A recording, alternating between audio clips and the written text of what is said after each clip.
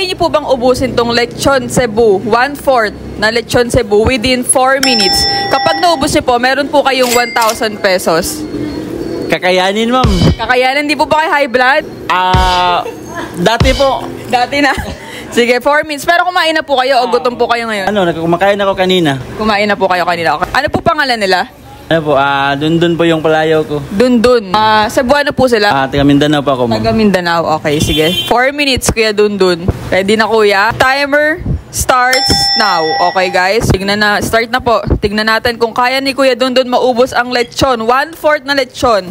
Dito yan sa Tatang's Boneless Lechon. Dito tayo ngayon sa Cebu City, guys. Syempre, hindi tayo pwedeng hindi magpapa-challenge hanggat nandito tayo sa Cebu. So, tingnan natin kung kaya maubos ni Kuya. Meron pa siyang puso. Grabe, kakatapos lang din namin kumain. Tikman namin yung lechon nila. Sobrang sarap. Nung nakaraan, nagpa-challenge tayo sa Car. Ngayon naman dito sa Cebu City. Mahaba pa yung time mo, oh.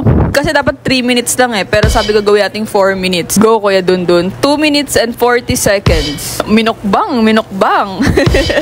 Mukbangers. 2 minutes and 26 seconds left. Grabe, ang sarap ng lechon nila. Go, Kuya Dundun. Okay ka lang? Mahaba yung oras natin.